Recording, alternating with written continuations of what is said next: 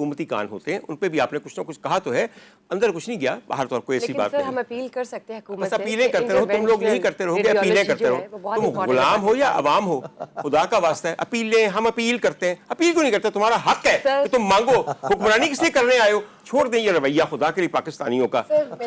یہ بات یہ ہے کہ ہم نے, کیونکہ ہم تو اس ایج سے گزر چکے ہیں کہ جس میں ہم نے کوئی گورنمنٹ کو کہہ کے کوئی نوکری لینی ہے اس میں, بلکہ آنے والے لوگوں کے لیے, تاکہ وہاں پہ پوسٹ ہونی چاہیے. بہت سارے لوگ وہاں پہ, کسی کو ضرورت نہ ڈاکٹر صاحب برا نہ مانی, یہ جو رویہ ہے نا, ہم اپیل کرتے ہیں, یہ اپیلیں پھر آپ کے منہ پہ پڑتی ہیں. بڑے بڑے ہسپتالوں کے اندر جہاں 11 ڈاکٹر کھڑے ہوتے ہیں اور ایک شخص کلمہ حق نہیں بول سکتا. میرا منہ زیادہ کھلوائیے گا, سمجھائیے آپ کی یہ جو ملتجیانہ اور عاجزانہ اور انکساری سے بھری ہوئی اپروچ ہے نا جی, یہ آپ کو یہاں پہ لے کر آئی ہے. سر جاتے جاتے میں نے آپ سے ایک سوال پوچھنا ہے. ہمارے پاس پوسٹ گریجویٹ ادارے ہیں, آپ کا college of physicians and surgeons of Pakistan ہے, وہ فیلوشپ کرواتا ہے مختلف اسپیشلٹیز میں.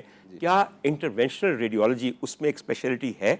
جی, یہ ہم نے کافی, ہم نے پھر جب اپنی یہاں پر کوئی آج سے کوئی 8 سال پہلے تقریباً ہم نے اپنی سوسائٹی ایک بنائی, اور اس کے بعد سے پھر ہم ان کے ساتھ بہت زیادہ college of physicians and surgeons کے ساتھ کولیبریشن میں ہم نے بڑی ایفرٹ کر کے, اور لاسٹ ایئر جو ہے نا اپروو کروا لیا. سیکنڈ فیلوشپ جو ہے وہ اب ان کا اللہ کا شکر ہے کہ ابھی پچھلے سال تک یہ نہیں تھا, پچھلے سال تک نہیں تھی, لیکن اگلے 5 سالوں میں شاید ہم دیکھیں. ہاں جی, بالکل انوویشن کی طرف ہم جا رہے ہیں. اور اگر ہم اینڈ کی طرف جا رہے ہیں تو 2-3 چیزیں جو بڑی امپورٹنٹ ہماری رہ گئی ہیں, جیسے کہ کینسر کا انہوں نے پوچھا تھا. اگر اس کے اوپر آپ کو دوبارہ بلانا پڑے گا, آپ کا خیال ہے کہ ایک ہی دفعہ میں بہت زیادہ بہت طویل ہے, لیکن ہمیں نہیں لگتا کہ ہم ایک میرا خیال ہے 2 منٹ کے اندر اگر آپ مجھے دے دیں تو میں بسم اللہ جی. ایک تو بہت امپورٹنٹ چیز جیسے فائبرائڈس کا آپ نے خواتین میں پوچھا, دوسرا مردوں میں پروسٹیٹ جو ہے بہت کامن ہے, اور اس کی بھی بغیر سرجری کے ہم جو ہے وہ ایمبولائزیشن کر کے اور ان کی نالیاں بلاک کر دیتے ہیں. اس کے لیے یہ بھی دنیا بھر میں بہت پاپولر پروسیجر ہے.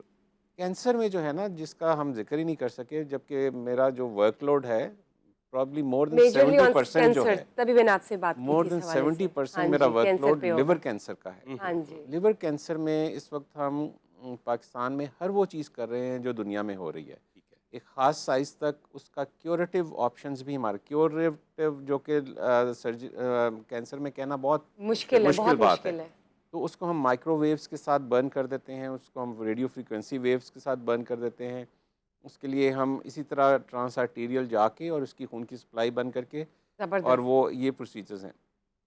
کینسر, کڈنی کا کینسر, لیور کا کینسر, ایون لنگس کا اسمال کینسر جو ہیں, یہ سارے جو ہیں یہ کیوریٹیو آپشنز ہیں جو کہ ہم انٹرونشنل ریڈیولوجی کے تھرو ہو رہی ہیں. اور ان سب کے علاوہ جو اکثر جو ایک اور جو بڑی چیز کہ جو بلیڈنگ, جیسے یورین میں بلڈ آنا, کڈنیز بلیڈنگ جو ہوتی ہے, اس میں دیکھیں پہلے اس کا علاج جو ہوتا تھا نا, کسی کی بھی کڈنی آپریشن کی وجہ سے یا ویسے کسی ٹراما کی وجہ سے چھوٹی سی خون کی نالی ہوئی اور وہ بلیڈ کر کر کے وہ بندہ مر سکتا ہے, اور اس کا علاج کیا تھا, کڈنی نکال دو نیفریکٹمی. بالکل.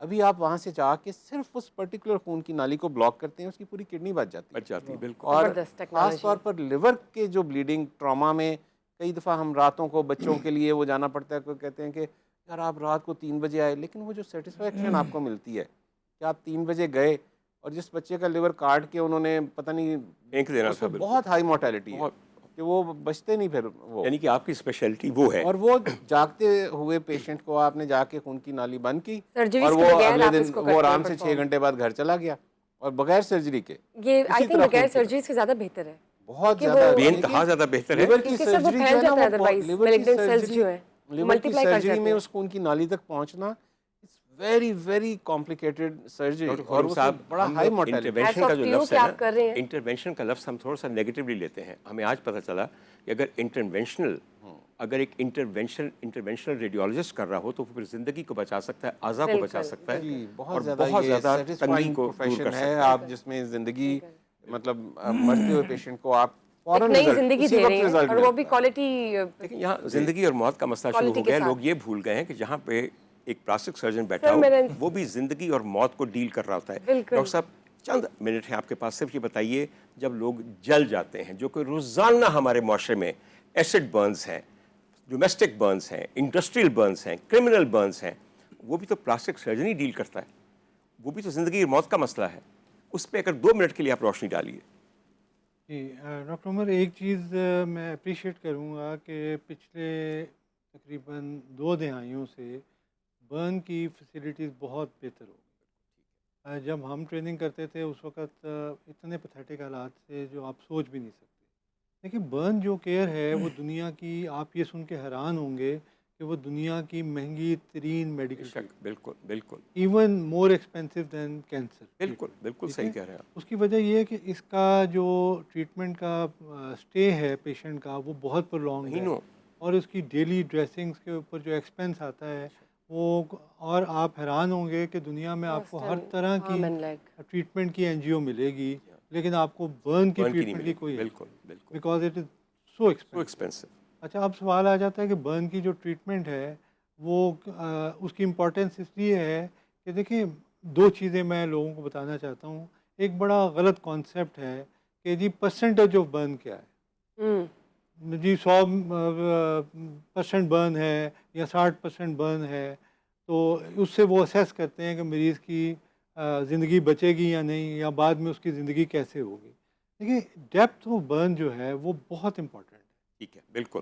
ایک سپرفیشل ہے یا ڈیپ ہے؟ ایگزیکٹلی ڈاکٹر صاحب، یہ بدقسمتی سے ہمارے میڈیکل پروفیشن میں بھی نا اس کی نو ہاؤ ابھی اتنی نہیں، صرف سرفیس ایریا جتنا کورڈ ہے وہ نہیں ہے، بلکہ the depth into the tissue ہے بڑی اہم بات. ڈاکٹر صاحب 70-80% آپ حیران ہوں گے سن کے کہ سپرفیشل برن کا پیشنٹ بچ جاتا ہے اگر اس کی ٹریٹمنٹ اگر اس کی پراپر ٹریٹمنٹ. ڈیپ ٹیشوز اگر برنڈ ہے تو چانسز کم ہے. اور دوسرا یہ ہے کہ اگر 30-40% بھی ڈیپ برن ہے تو اس کی مورٹیلٹی بہت ہائی ہے. بڑی اچھی بات ہے ڈاکٹر صاحب، کیونکہ ہمارے پاس آج کے لیے اتنا ہی وقت ہے. ہم نے پوری کوشش کی ہے کہ تمام تر تیزی کے ساتھ آپ پہ سوال لیں. آپ نے بہت اختصار کے ساتھ بہت سمرائز کر کے بڑے عمدہ جواب دیے ہیں. مگر سر یہ تشنگی ہمیشہ رہتی ہے، اور مزہ یہ رہتا ہے کہ ملاقات جو ہے وہ بیزار نہ ہو، وہ لگے کہ ابھی بہت ساری باتیں باقی رہ گئی ہیں.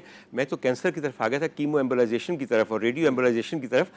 کیا کیا جائے، مگر واقعی وقت کم ہے. ایک چھوٹا سا سوال ہے، بیٹا سوال تو ضرور کر لو، اپنے پروڈیوسر کو بھی منا لو کیونکہ اگلے مہمان آ چکے ہیں. 10 سیکنڈ میں اس کا جواب دے گا. میں چاہوں گی ناظرین کو بھی 10 سیکنڈ میں جواب دینا کہ ہاں نہ ہی کر دیں. سر پلاسٹک سرجریز کے حوالے سے یوزلی ایک بت بھی ہے، یا کہا جاتا ہے کہ ایکٹریسز یا سیلیبریٹیز بہت زیادہ کرواتے ہیں لائپوسکشن کے حوالے سے بھی، کہ کسی نے ویٹ ریڈیوس کر لیا ہے ٹو اے سرٹن ایکسٹینٹ جو کہ ان امیجنیبل ہے، تو سب کہتے ہیں کہ لائپوسکشن ہے. تو یہ پتہ ہے کہ کیا واقعی یہ جو آن اسکرین سیلیبریٹیز ہیں یہ ٹو سم ایکسٹینٹ لائپو کی طرف جاتے ہیں، یا پلاسٹک سرجری سے واقعی یہ لوگ اپنے آپ کو چینج کر لیتے ہیں، انوویشن آ جاتی ہے ان کے چہروں پہ؟ سائیڈ افیکٹس بھی ہیں کہیں نہ کہیں. دیکھیے سائیڈ افیکٹ تو دنیا میں کوئی بھی پروسیجر ہے اس کی کمپلیکیشن کا ایک خاص ریٹ ہوتا ہے، ٹھیک ہے. لیکن آپ کا جو سوال ہے اس کا، کیونکہ ڈاکٹر عمر ذرا بےتاب ہو رہے ہیں، تو مختصراً جواب یہ ہے کہ آپ کی جو بات ہے نا وہ 100% درست بھی نہیں ہے اور 100% غلط بھی نہیں. بالکل، ہاں جی.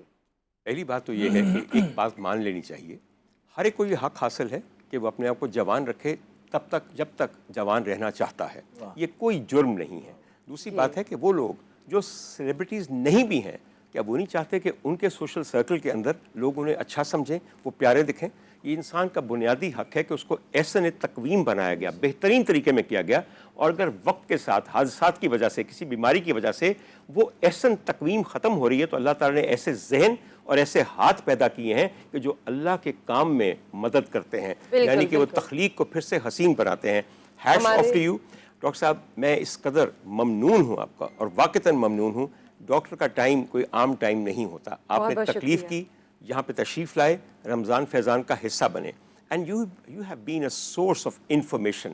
یقین کیجئے ساری انٹرٹینمنٹ ایک طرف اور انفارمیشن ایک طرف، اور اس کو میں نے اگر انفوٹینمنٹ بنانے کی کوشش کی ہے تو وہ میری مجبوری ہے. ڈاکٹر صاحب مجھے معاف کیجیے گا. بہت بہت شکریہ. تھینک یو آپ دونوں ڈاکٹرس کا فار بینگ ہیئر. قیمتی وقت نکالا آپ لوگ نے اور رمضان فیضان کا حصہ بنے، اور ہم نے بہت اچھا ایک کانورسیشن رکھی ہیلدی، جو کہ ناظرین کو بتایا جا سکے.